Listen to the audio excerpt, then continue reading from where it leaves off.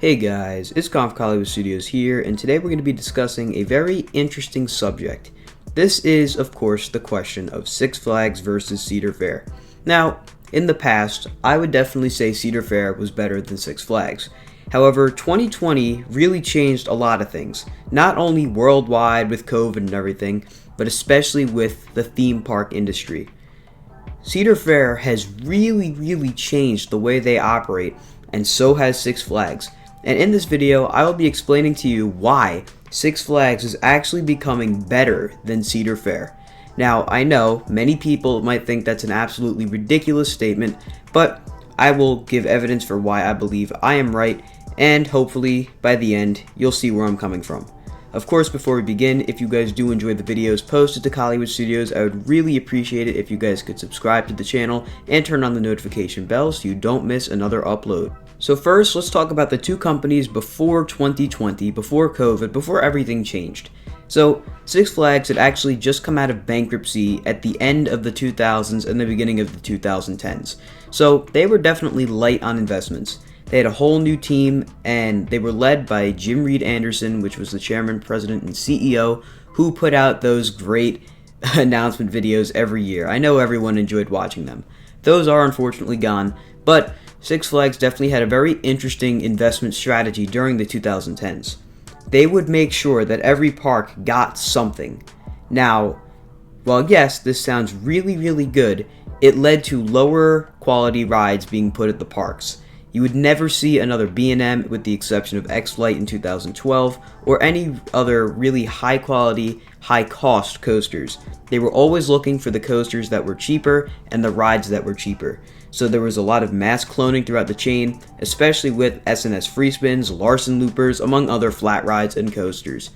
Now, this was an alright investment strategy. It made sense from a business perspective because you're giving every park a ride. Whether or not it's a good ride, that's debatable, but they're getting a ride, likely getting more admission sales, likely getting more season pass sales, getting more people in the parks, which is always good. Now, Cedar Fair, on the other hand, they were going all in on their big parks. Parks like Cedar Point, Kings Island, Carowinds, all got crazy investments. Cedar Point got non-stop investments all the way back to the 2000s.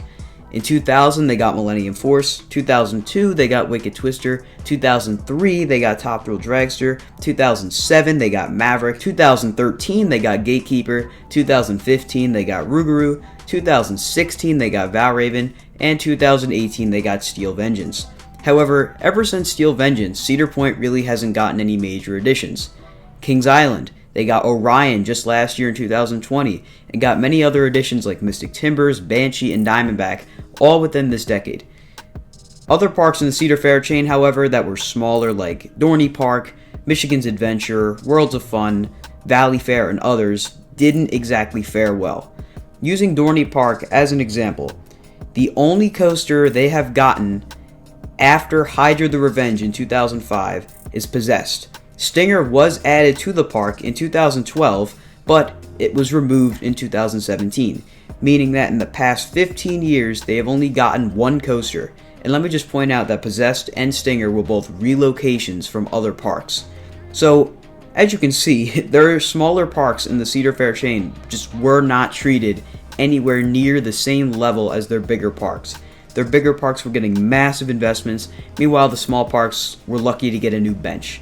So, this does make it look like Six Flags' investment strategy was better, but as coaster enthusiasts, we generally tended to see that Cedar Fair was actually giving higher quality investments, which they were. They were putting a lot of effort into rides like Steel Vengeance, Copperhead Strike, Orion, among others. These were not cheap coasters, and they were overall really successful additions. But the same thing could be said about Six Flags. Not with the cost, I'm talking with success. The parks were increasing in attendance pretty much every year. Great Adventure and Magic Mountain specifically were the most high attended parks, being up there with some of the bigger Cedar Fair parks as well in attendance. However, the parks were overall noticeably dipping in quality, or should I say they were stagnating in quality. Nothing really changed for the good or bad. Everything just kind of stayed the same. And over time, this could definitely be seen as rides were looking a little faded, they looked like they needed to freshen up, and they didn't really get that. The Six Flags team back in the 2010s, during Jim Reed Anderson's time, was very focused on just making money. Now, this is fair considering they had just come out of bankruptcy not long before then, but there comes a point where you need to change up your investment strategy when it becomes clear that the park's qualities are dipping and people are electing to go to other parks like Cedar Fair or Universal or Disney, maybe even SeaWorld. And that's when 2020 comes along. 2020 was the first year of Mike Spanos' leadership. He took over in October 2019 and was named the president and chief executive officer of Six Flags at that time in November. So before Six Flags, he was actually working at PepsiCo, and he was a very big higher up, and he was said to be pretty good at Pepsi. And when he came to Six Flags, a lot happened. For starters, he came in at the very end of 2019, which we all know as pretty much the end of the normal coaster season.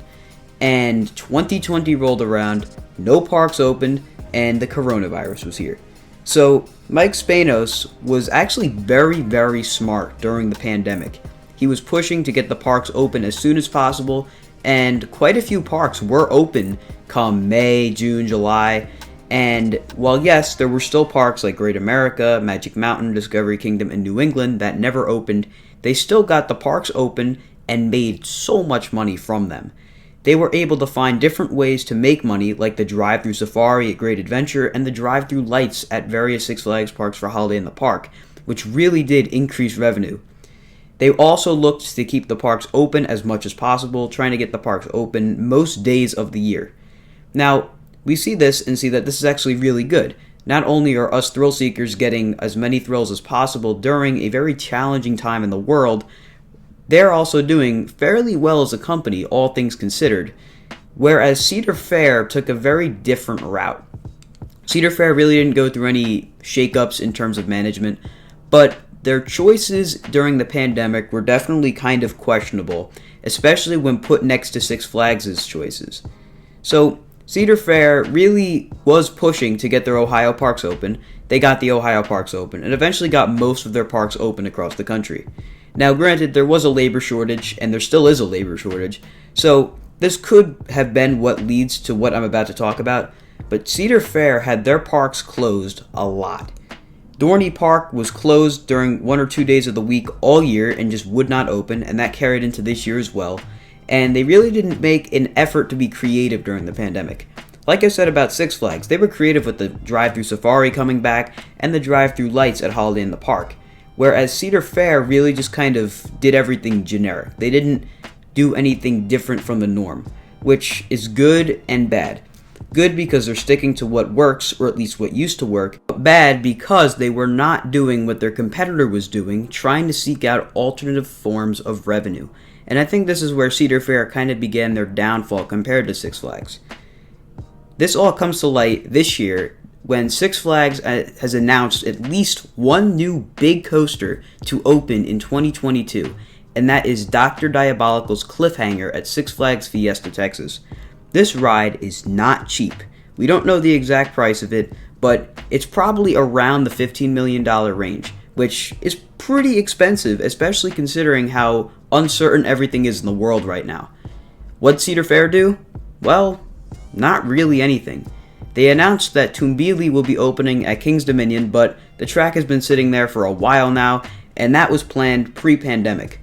Six Flags also has a RMC Raptor, which is a clone of Jersey Devil at Great Adventure, scheduled to go to Magic Mountain. It has not been confirmed that this is a clone, it has not been announced that it's opening, but it's a very safe assumption that it will be opening next year. So what does that tell us? That tells us that Six Flags is willing to take risks and to do whatever they can to increase attendance at the parks and make the parks better. Cedar Fair, on the other hand, is being careful, almost a little too careful. When you look at another company like SeaWorld, they did one of the worst things they could have to their fan base and their pass holders, which is to delay just about every single coaster that was supposed to open in 2020 until next year in 2022. What that means is that all people that bought passes for 2020 and or 2021 expecting to ride these new coasters like Iron Gwazi, Pantheon, Emperor, and Icebreaker all have to wait until 2022 and will have to renew their passes. Now, thank God Cedar Fair didn't go this route. They actually opened their only new for 2020 coaster in 2020, which is Orion. Six Flags delayed Jersey Devil by 1 year to 2021, which was actually a pretty smart move. And they took the time for Aquaman to actually upgrade the ride since they couldn't open it in 2020 for financial reasons. It's actually getting a turntable, so it's higher capacity now, and will open next year. So overall, what does this mean for the future? I definitely think we're going to see Cedar Fair take a more conservative route to adding rides, which is both good and bad, like I said. Good because they won't be necessarily jumping in on something that is uncertain, but bad because their parks are going to stagnate. Six Flags, on the other hand, has shown us that they have no problem jumping right ahead into new markets with their brand new B&M dive coaster. That means a lot, and that's a whole topic for another video, but this is huge for Six Flags. So, overall, I definitely think that Six Flags is really heading in the right direction. They're going up, and their parks qualities are definitely going to increase. I definitely want to tell you all to wait until next year, especially at Great Adventure. Expect some really good park improvements coming to the park, and I think you could expect the same across all the parks in the chain. Just for example, Six Flags St. Louis and Six Flags America's entrances were redone, which helps bring a renewed sense of pride and just overall really good feelings about the park back to the park, which they were kind of missing during 2020 because of how weird of a year it was. But they got new entrances. I think Great Adventure is going to be getting a new entrance soon, and that won't be the only park to get that. Cedar Fair, on the other hand, doesn't really seem to have any interest in doing anything to their parks. Parks like Dorney Park, Valley Fair, Michigan's Adventure, and Worlds of Fun are fairly neglected by Cedar Fair as a corporate entity, and Dorney Park was supposed to get a wooden coaster, and that's gone. So I'm not really sure what Cedar Fair's thinking right now. I get they don't want to spend $20 million on a new coaster right now when they don't know where coronavirus will be next year, but at the same time, if you keep holding off, eventually it'll catch up to you in attendance and revenue. But those are just my opinions on why Six Flags is heading in the right direction, whereas Cedar Fair might be slipping under Six Flags. If you guys agreed, disagreed, or had any other opinions about my take on this topic, be sure to tell them to me in the comment section below. Of course, like and subscribe if you enjoyed the video, and I'll see you guys next time.